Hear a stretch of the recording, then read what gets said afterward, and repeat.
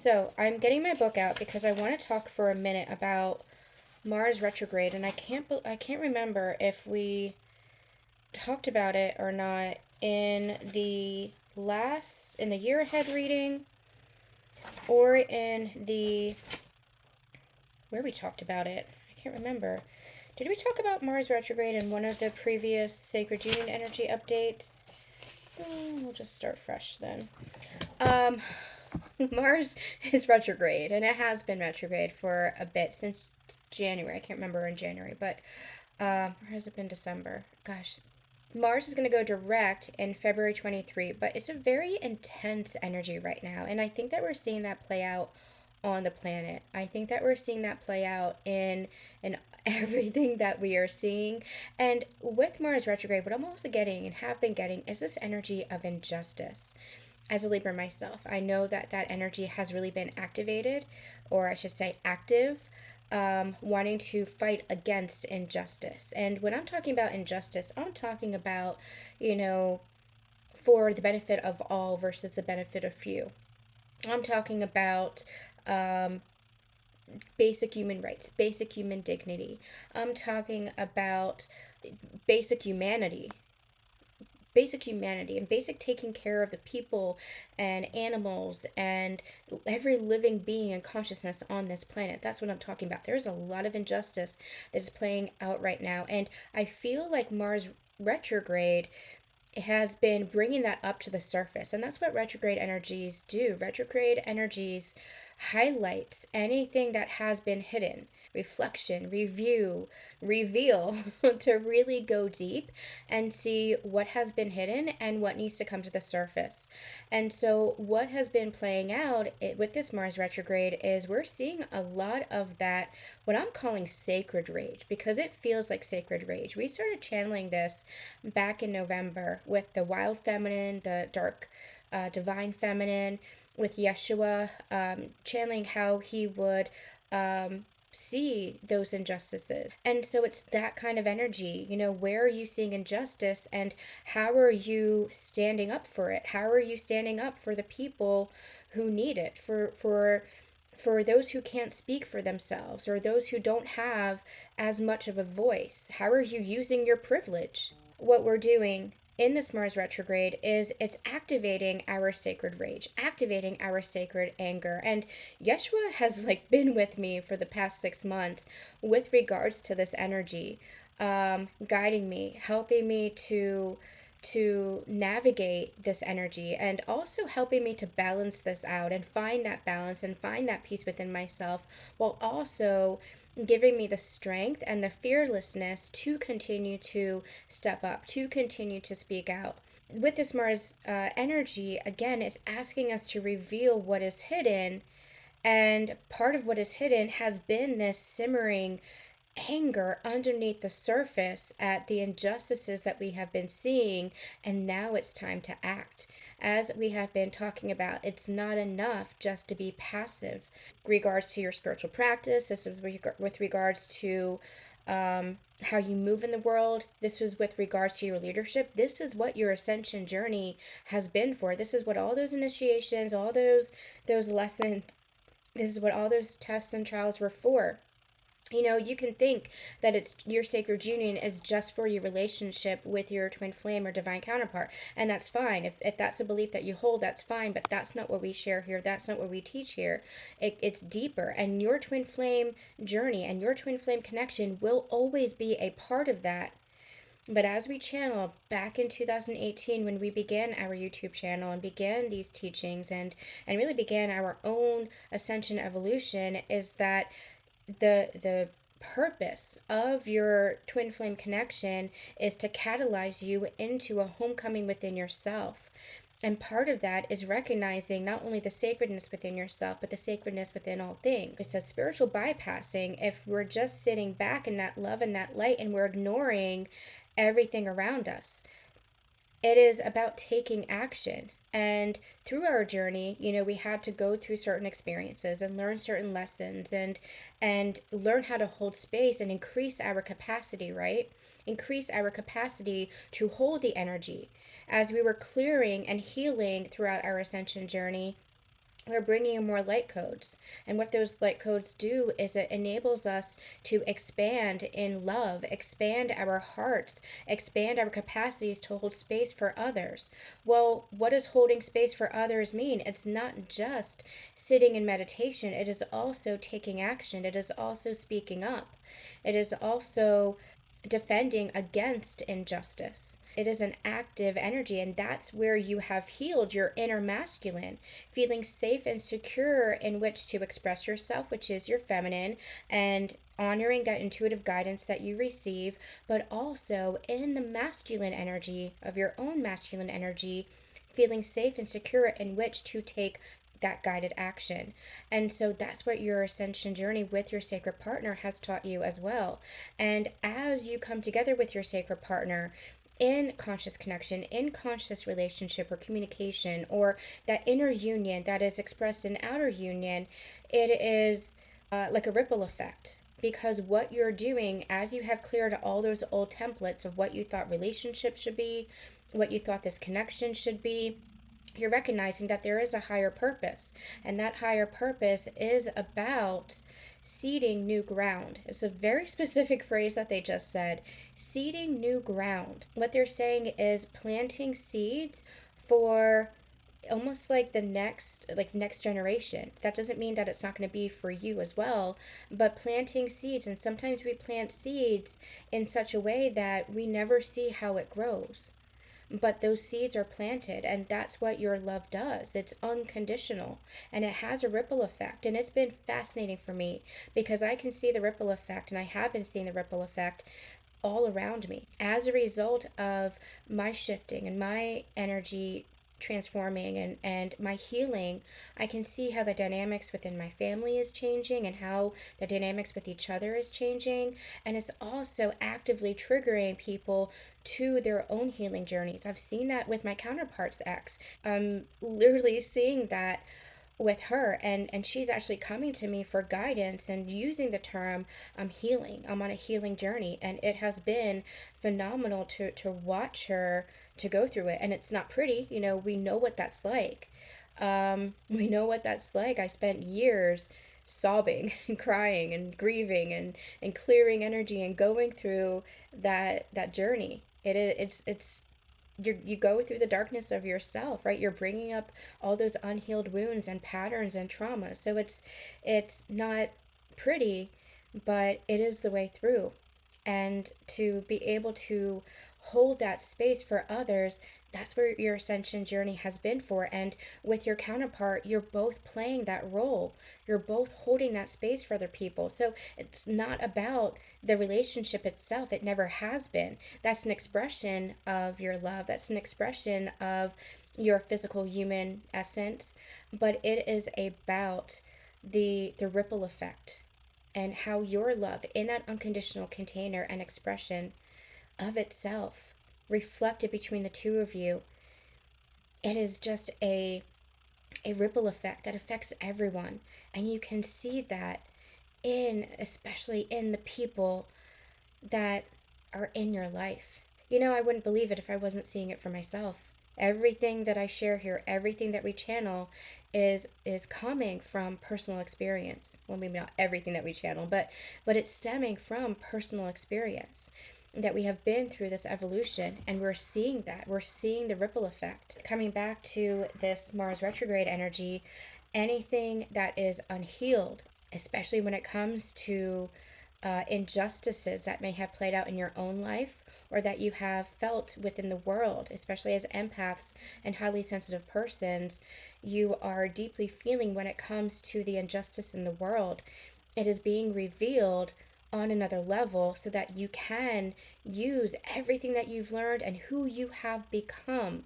I want to emphasize that it's not just everything that you've learned, but it's who you're embodying, the presence, the energy, the love, the expanded nature of yourself, your identity, who you have become, that embodied leader.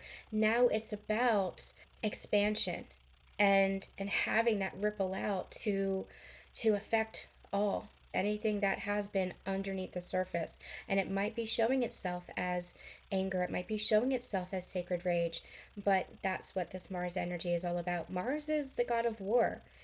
Mars is also a very active energy, it is a masculine energy. And so it is going to kind of force us into wanting to take action, a desire to take action, especially where there has been injustice. But I do feel like there's a lot of more significant movement coming in March, but it's not going to feel as rife with that sense of conflict. It's not going to feel as rife with that sense of sacred rage. It's not going to feel as intense. I don't usually get into politics and stuff when I am channeling, just because we're always looking at it from the higher perspective. But that's what these live streams are about. They're supposed to be about ascension energy and current events, because it all plays a part in our spiritual journey, especially our sacred union path of ascension. We can't just separate it from, oh, this is my relationship, this is my sacred partner. Like, it's all part of the whole. And so we can't bypass or ignore the ascension that's happening or what's happening in our world. Well, it's very interesting, this financial constraints, considering what we are seeing in our government, especially here in the United States, especially what we're seeing play out politically. This man holding coin feels to me like it is a figure, and I'm not going to name names because I don't want to get political, but this feels like somebody holding all the purse strings. This could also represent the higher echelon of people, like billionaires and the elite, so to speak, where it feels like we are empty. But what they're asking us with this seventh chakra card is to not get pulled down into that, to not get caught up in fear and not get caught up in lack and scarcity energy.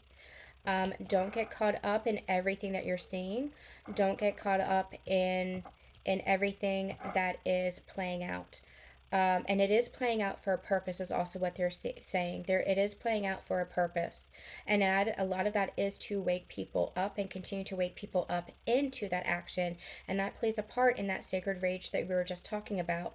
Revealing what is hidden, revealing what needs to come to the surface, and allowing us to reflect on where we had been. Yeah, focusing on your day to day, what you can do for your family, what you can do for your colleagues, for your patients, yeah, exactly. That's gonna be really important, because if you're getting caught up in that, then obviously it's gonna pull at your energy and pull at your vibration. Now that, again, what we channel with the Mars retrograde channeling is not to put you into passive energy. You know, you take action when you're called to put things into place where you are prepared. Not a prepper energy. Prepper energy is getting into fear energy, right? But make sure that you are trusting your intuition as far as what is right for you. You know what they just said? The COVID with the toilet paper, they just showed me the toilet paper. That was fear. That was fear. You don't have to go deep into that. But allow yourself to take steps to be prepared as you're called to, as you're receiving that intuition and that insight. You're receiving that intuition and that insight for a purpose. And also make sure that you are trusting your intuition and your insight, that you are not relying on TikTok or media or social media to determine what that is. Preparation is for you, and obviously like those around you, but it's your inner guidance that you have to trust. Don't give in to the fear of what everybody is saying you should do. You're going to be receiving your own inner guidance. Trust that inner guidance. Trust your intuition. That's going to be really important, because you want to be in this energy. You are in control of yourself, not anybody else. So in the beginning, this felt like somebody else who was kind of holding the purse strings, as again we're seeing play out in our government right now. But this is you also, where you are in control of you. So don't get into this lack energy. You are in control of you. Trust your intuition and where you're being guided, whether it's preparation or whether it is taking care of other people. This is where you're being guided to take action, not to sit back and say, oh, it's all part of the great plan. Like, that is bypassing. That is bullshit. And that's the kind of shit that I've been calling out. And not everybody likes it. I've lost a lot of followers from that. But it's what I'm guided to say and what I'm guided to do, because it's bullshit. Everybody should be trusting in themselves and taking that guided action for themselves. What it is that you're receiving versus what other people are saying to do. Trust in yourself. Spirituality is not about sitting back and just saying, "Oh, okay." It is about it is an active energy. Spirituality is a practice. It is a practice. It is an active energy. My mom keeps saying it's a scare tactic. I don't listen much, but it is everywhere. Yeah. And a lot of it is like there's so much illusion. And that's where you have to trust yourself. That's where you have to trust the guidance that you're receiving and also your discernment. That is what you have been through this journey for, to trust yourself, to honor what it is that you are receiving, not to give into the illusion. There is truth in that illusion. There is truth that is playing out too. But especially when you give into conspiracy theories, those conspiracy theories, like the thing that we have to understand is that we're creating in the present moment, right? And if you're giving into conspiracy theories, then you're continuing to perpetuate those conspiracies. And so the only way to change that is to not give into that and to hold that higher perspective, to hold that higher vibration. But holding that higher vibration, again, is not just about sitting back and saying, "Oh, it's all part of the plan, it's all part of the process, it's all this." It is about trusting, it is about trusting the guided action that you're getting called to. Don't focus on the lack and don't focus on the fear of that. No, like call in all of your teachings and everything that you've learned about your journey. Go back to the basics of your journey and trust in where you're guided. Trust that you're always supported, trust that you're always protected. A financial scare is just showing us any scare is just showing us the lack within ourselves where we're still not trusting either in ourselves or in the divine. We're still not trusting the unfolding. We're still not trusting, like we're trying to control in some sense how things play out. So keep going back to the basics and keep doing that inner work and see what is that showing you about lack? What is that showing you about scarcity? This is really interesting. We have the woman holding the heart now, and I'm getting drawn to like the juxtaposition between the woman and the man. And this is the balance of the masculine and the feminine. And so where the masculine as a whole, not indicating anybody particular, but as a whole, the masculine is very focused within the material and the feminine is very focused within the heart space. And so this is where we're meant to be. We're meant to be in the union of the two. We're meant to be in the balance. We're meant to be holding the space, but not also not neglecting our material worlds. It's the balance, right? Not getting so caught up in holding the space, not getting so caught up in the spiritual realms that we neglect our finances, that we neglect our material worlds, and not getting so drawn into the fear and the material and everything in our physical lives that we neglect the heart. So it's about the balance here. You get to decide where you put your energy. You get to decide what you want to focus on. You get to decide. And so are we going to focus on the fear, or are we going to focus on the lack and the scarcity and all that, or are we going to focus on what other people are saying is being created, or are we going to focus on creating that for ourselves? I I have just had it with the spiritual community and conspiracy theories, because conspiracy theories, there is truth in them. Obviously there's always going to be some nugget of truth in everything, but conspiracy theories keep you trapped in a consciousness loop where you're literally creating the same conspiracy that you're believing in. Our ascension journey brings us to that next level. Our ascension journey recognizes that we get to create right here, right now, by our energy and choose something new. If we're continuing to believe everything that we're being fed, well, guess what? That's another matrix. It's just housed in a more spiritual language. I wrote an essay, I don't know if you guys saw it, but new golden age or a new golden cage. It's the same thing. Are we actually moving into a new golden age because we are recognizing that there's corruption and greed when it comes to our media and our food and our healthcare? That is one level of spiritual awakening, but that's not the only level. The true awakening comes when we are really willing to do our work, our inner work, and shift our energy and shift our vibration and take action on that. It's not just about sitting in meditation, but it is about taking action where we can. Mutual aid and volunteerism and the work that we do, our mission, our purpose, that's all part of our spiritual practice too.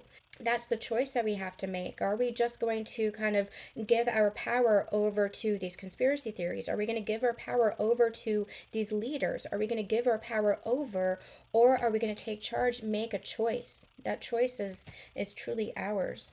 The only way we come in from the cold is when we come in from the cold within ourselves, when we come in from the cold together. Trust the divine and trust the divine within yourself. I'm going to be doing a channeling. I've been getting so much energy around Persephone. Um, Man, I've never worked with a Persephone before. She actually came through a couple of days ago and reminded me and said, "Yes, you have." And I'm like, I don't remember. But I was very, very young when I connected to like the Greek gods and stuff like that. And so that's what she was reminding me of, that, like, yes, you were connected to me once upon a time, but I was so young that I didn't remember. But she's coming through, and we're going to be doing a channeling with her. There's a lot. The musical Hadestown actually activated that within me again, um, and connected me with her. So we're going to be talking about the musical. We're going to be talking about Persephone as a whole. We're going to be talking about twin flames. And we're going to be talking about the masculine and feminine with regards to Hades and Persephone, with regards to light and dark, shadow and the light, and with regards to springtime and the fall, or the winter and the summer.